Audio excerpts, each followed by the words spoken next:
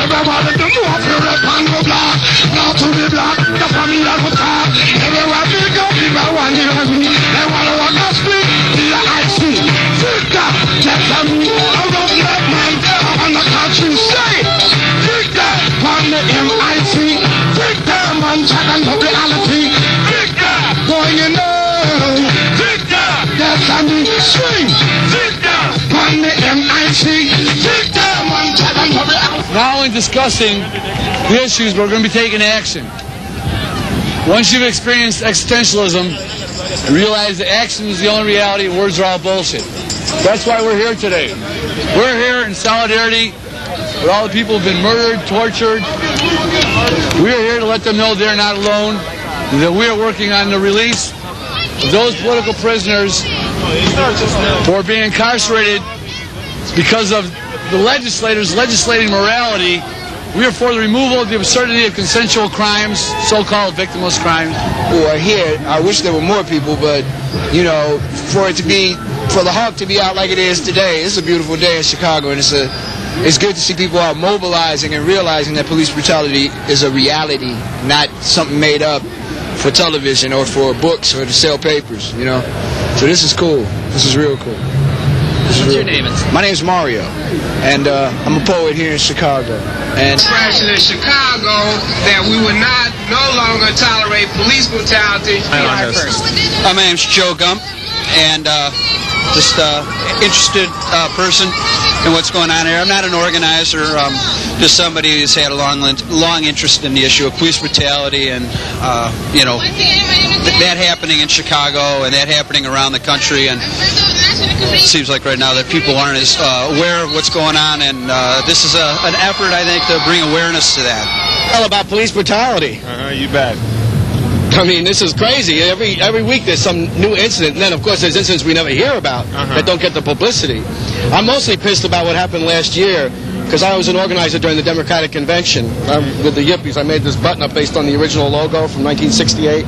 And my friend Reverend Ron Chupp and I flew all the way out to San Diego to protest the Republican Convention, and we came back and protested the Democrats. We don't discriminate.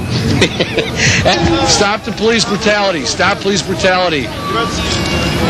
Those are just words. Action is what you need to stop police brutality. You need to have people getting together. People have to come out, even if you're on your lunch break from work, honk your horn. People only become radicalized when they themselves personally are involved.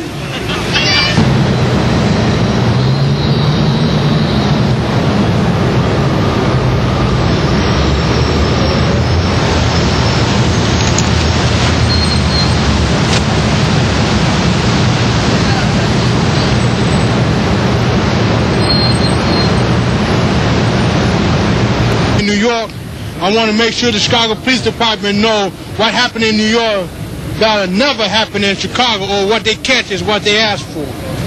A paddy wagon, and they went driving around, and they came around the corner real fast and slammed on the brakes full force so that I go flying into the steel panel separating the passenger compartment from the police compartment from the prisoner compartment. And it's all kind of things like this they've been doing to me and many other people over the years.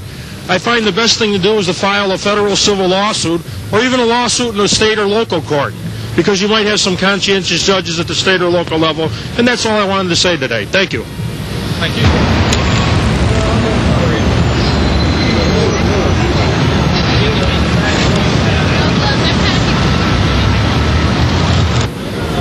It was just when he got arrested for this, you know, they beat him up real bad. They had him in a room where you couldn't hardly see him. The only thing you see was his big lip, you know, where they busted his lip and that, and he was scared to tell me anything, that they beat him up. And when I went upstairs to talk to them, they told me for me to get the fuck out of here, you know, that my son's a murderer. And I said, how can you say my son's a murderer if you didn't even find him guilty or didn't find no weapons or anything, you know? And they had so many people asking him different questions about everything, you know, and we're just here to fight for him to get him out, you know, because he's innocent. Do you remember if, okay, 63rd? No, they took him to 55th and Wentworth. Right, That's when it was 8th District. Right, 8th District, yeah. Okay. Okay. Because we know that there's been a whole rash of cases out of Area 2 that are just like your son's case. And in fact, what we found in Area 2 is that some of the detectives that have been fronting these totally bogus prosecutions, in fact, were henchmen of John Burge, the former Area 2 commander who was fired for running a torture ring for 15 years out of Area 2. So there's very clearly a pattern here where we see the same old, literally terrorists continuing to come at people with trumped-up charges, coerced confessions, sometimes defendants that have even been tortured in police stations. And we also know that some of Burge's former henchmen, in fact, have been transplanted to other police districts and other area districts, and it's very possible that some of the officers involved in your son's case were also out of John Burge's old torture ring. So, you know, the more we get together and network and share information about these cases, the better chance there is that, because right now it's on us to identify these cops. OPS won't tell you who they are, the police department won't tell you who they are, the police board won't tell you who they are. It's like a wall of silence. So your story helps fill in some of the gaps of what we know is a citywide and even perhaps a countywide phenomenon. So in Chicago for a long time, and as an attorney I was kind of involved in monitoring John Burge, and he was a police officer in Chicago who actually lost his job because of a long history of brutalizing criminal suspects who were brought into his area. He was a commander, and he ultimately lost his job because they had like 65 people who would testify to the fact that he, you know, had played Russian roulette with them, used an electric box to jolt them into making confessions, and it kind of was pretty shocking, no pun intended. But the upshot is that I think that's something that does happen, and I don't think that he was an anomaly. I think it's a culture. It's a culture that's bred in the department, and it's also supported by that code of secrecy, that code that police officers say that they will not talk when their brethren are involved in illegal conduct. Indicates that the cop literally bludgeoned and suffocated this man to death willfully. And we can't even get these officers suspended for a day. And that's police justice in this town. So, you know, we know what we're up against, but we also know that we're really fed up. And, you know, they can continue to do nothing, and the problem and the outrage that comes from the problem is just going to continue to get worse. So, you know, one has to ask who has more at stake here. You know, the people who are being beaten, bludgeoned, suffocated, and outright assassinated, or the powers that be that will eventually be served themselves. I mean, right now we've got a police system that serves, you know, they say serve and protect. Well, they serve civilians in the city and protect themselves. And it's time for that to end. One of the things that is key to remember is that we need the police. Right. And I'm not anti-police at all, and I hope people can feel that. I know they have done horrible, unmentionable things to people, my people, white people, people, period. But you have to understand there are people in this world that need policing. What the police could do to make things better is get into some kind of dialogue with each other. Stress reduction is a term that you've been hearing a lot in the news and stuff, but I think it's just a matter of, if you're a policeman and you're beating on people, you don't need to be a policeman. And you have to be removed from that job and put to jail. Just like any other criminal on the street that would beat somebody up, that's assault and battery. You should be punished for what you do. Not all police are horrible. Not all police are great. I think you have to go into the ranks of the police, starting with the top man, working all the way down, and find out what is going on with each individual member. Gingrich came to town over to Blackstone. I laid down in the street. That was in April. And then in May, I protested Bob Dole, and that officer standing right over, where'd he go? McNulty with the gold hat. There he is with the little mustache. He lied on the stand against the Klan 3, I remember. Anyway, he scooped me up at the at the Dole protest. Oh, yeah. I crossed the police line with a sign showing the ravaged environment, saying this is what would happen if Dole and company got elected. And he says, what are you doing? I said, I want to talk to Bob Dole. He says, you'll talk to Dole. Yeah, come with me. And he handcuffed me and put me in the squad car, kept me in the lockup down 11th State for 24 hours for that one. Anyway, what the hell? On September 19, 1994, the day the United States government decided to go to Haiti with its military forces, Mrs. Bush happened to be in Chicago at Marshall Field, so I decided to send a message through her to her husband, the former CIA president of the United States, George Bush, to let him know to find out if he was happy that the military was now going to Haiti when he couldn't do it when he was in office. Two white guys in civilian clothing came up to me and told me, shut the F up. You don't want me to use obscenity, but if I want to quote them, they told me shut the fuck up. I wasn't paying them no attention. Then the one named Officer Newford, he said, shut the fucking up. I said, you can't even speak English, right? Why don't you go learn somewhere? His partner said, you heard what my partner said. His name is Pajowski. He's still on the force. He said, you heard what my partner said. Shut the fuck up. Then they started saying, why don't you get back on the fucking banana boat and take your fucking family with you? I told them I was born in this country and I have a right to exercise my First Amendment right. One of Newford did a hand gesture for me to come to him. I said, with all the obscenity you said about me and my family, you should come to me on your hands and knees. That's when they identified themselves as Chicago police officers. They arrested me in front of Marshall Field. They threw me down the stairs twice going to the subway where they had a holding facility, which is no longer there. And they tried to work me over inside it. I went to court on October 20th, 1994. The judge, his name is Saul, S-A-U-L, Pardoma, P-E-R-D-O-M-O, I believe is his name, or D-A-M-O. He not only said I should have never been charged, he non-suited the charges, which means the charges should have never been filed in the first place.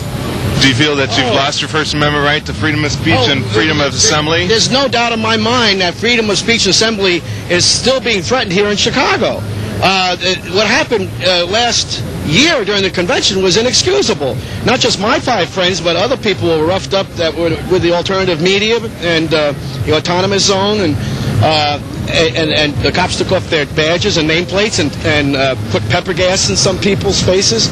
I mean, terrible shit's going down just because we have to speak our minds when we see something wrong.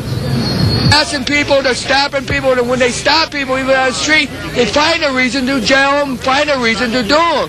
And it's not right.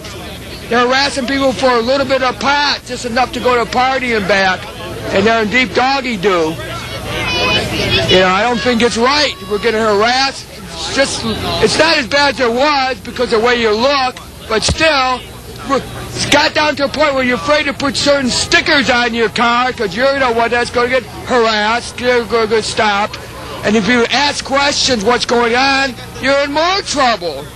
So you shut your mouth, you let them walk all over you.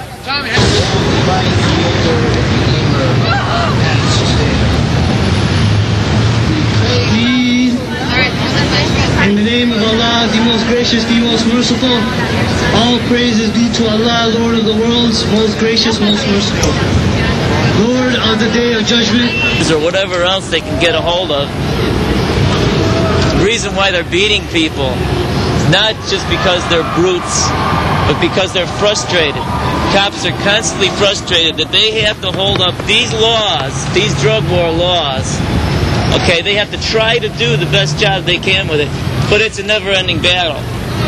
No matter how many people they take off the streets and put into prisons, there's going to be more and more and more of them.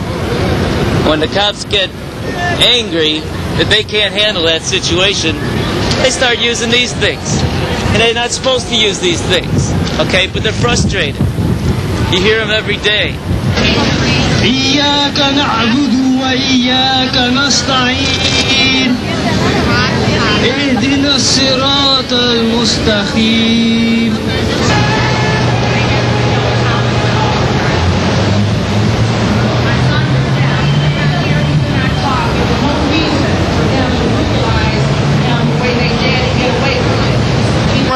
There are police all over this place. They are there there and there. It's a program going on. People aren't even really paying attention to the program because they're looking out here. There are cops all over the place, and they know what's going on. It's no secret, you know. This isn't something somebody drew up. I mean, Jorge Guillen, that cop Becker shot the homeless guy. Jeremiah Mirday got his ass kicked by the police. You know. Corrupt police officers que violan las leyes, who violate laws, prosecutar a los culpables prosecute the guilty cops, y una reestructura del departamento de police force. and restructurize or fire the police board. Stop police brutality. Justicia para Jorge Guillen. Stop police brutality, justice for Jorge Guillen and all. Killing them. That's right. Doing whatever they want to. The badge doesn't make them God. They can't do what they want to do. They can't sit there and have our families in prison for something they didn't do. They kill them, beat them, rape them, and they just get away with it. Just because Rodriguez and Mayor Daley and nobody wants to do anything. But if it was their family, I'm so sure if it was their family, something would be done. That's right. Because we're not. Because we're not. Because we're Puerto Rican and black and that's right. That's right. It's all. That's why they're getting away with it. Well, since you have been arrested so many times, when you encounter the police, is there some tips that you can give people? Yeah, well, first of all, don't unnecessarily piss them off. You know, what we did back in '68, some of us use the word pig a lot, you know. Now, it might be true. There are some pigs in the police ranks, you know. But there's no sense yelling it at them and not necessarily getting them riled up. But when you see injustice being done by a cop, you as a citizen have to stand up and voice concern. That's why we're here today. Again, I got the button from last year. It says 1996 on it. I got to get new ones, 97 on it, if they got any. Get victimized by the police.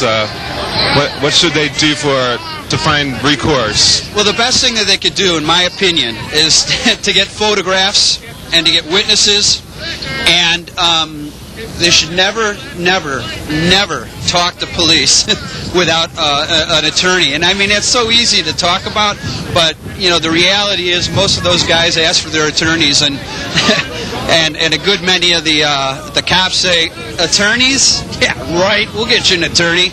You just tell us what we want to know and we'll get you an attorney. And I mean, I think that's the kind of thing that our people are really faced with. The Constitution doesn't mean that much once you're inside the police headquarters. I really, so all I could say is that you will never win anything if you open your mouth. I mean, you won't. So what? And it got pretty deep all of a sudden.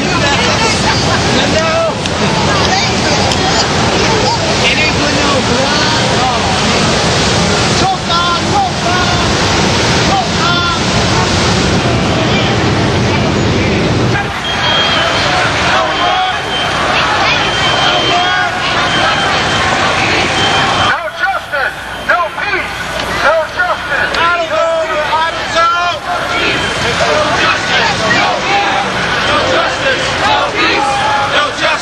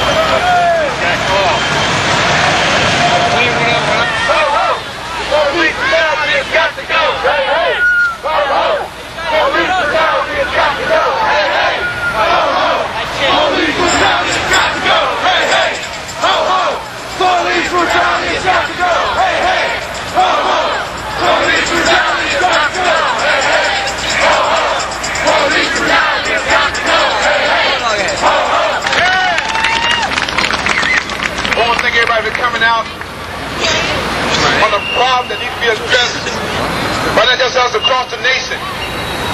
And we stand here that it is profit and peace. We were formed at the Million Man March. We have put the second game troop together in this country. And we organize brothers all across the country to stand up against police brutality and abuse of this genocide of what this country is doing to the brothers in the communities. What we say here today, my brothers, is that there's profit and peace, and that the biggest criminals and the biggest gang in the city of Chicago is the police department. If you look at it geographically, if you look at the 3rd Congressional District, of the Bristol Hill, there are 6,000 police officers that live in the 3rd Congressional District. That's over 5,000 Cook County sheriffs. That is a total violation of a community where a whole group of nation of police officers live in one community. There's been over 1.3 million brothers incarcerated in the penitentiaries right now for something that's been brought into in this community of drugs and violence.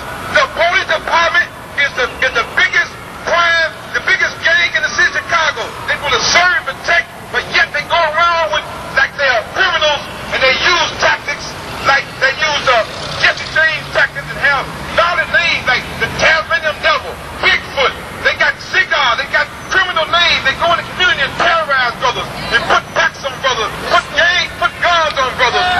They come in and violate the community. They come in and they don't try to get the elements of the community, come in to arrest and incarcerate young black Americans. So wake up, brothers and sisters. We got brothers being incarcerated all over the country. 1.3 million brothers are being incarcerated. That is profit and peace. There's 211 million guns in America.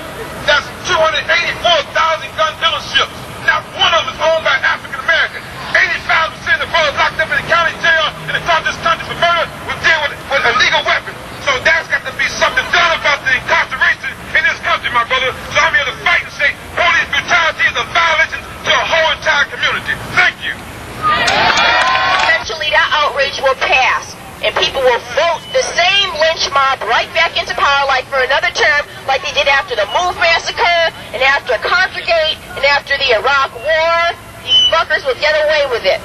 So we can't wait to show our outrage after they kill Mumia. We can't stop to see what they're going to do. The fact is, they are watching us to see what we're going to do to stop them.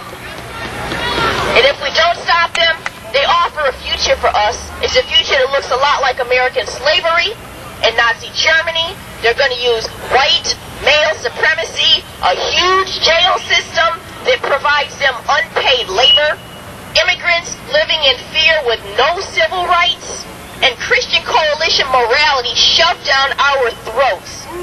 If we want to stop the execution, and if we want to stop police brutality, we have to go after the source, the politics of cruelty, and the climate in this country of hatred and division. Those who support their right-wing agenda are just as responsible for police brutality and church burnings as are the cops and the KKK. But we can't unite, and we can't defeat this. And the last thing I want to say is this. If anybody ever tells you that one person can't make a difference, I want you to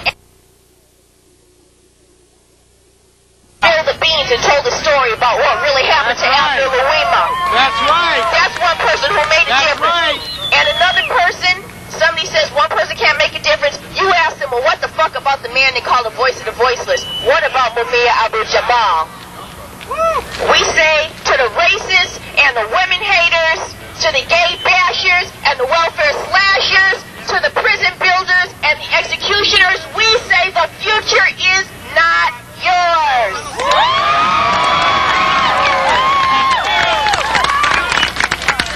Good afternoon. My name is Charles Carney. I'm from the Daley Center for Justice, and we're the fiscal agent for the October 22nd coalition.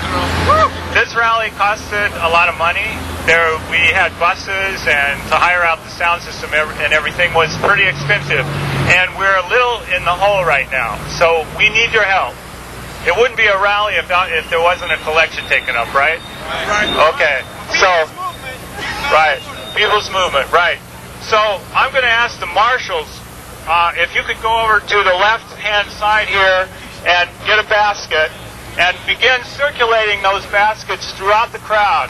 And I ask you give whatever you can, give generously. And for those of you who don't have any money but you want to write a check, we do have the name of the organization to write the check out to, 8th Day/Stolen Lives. So if the marshals would circulate now, also if you have any of those name cards that were being passed out earlier that you signed, you can throw them in there too.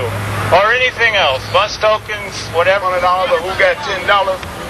Whatever you got, just drop it in the box to show them that we appreciate the fact that they was willing to pay for buses to go to the alternative schools to bring the youth down here. You follow what I'm saying? It can be $1, it can be 50 cents.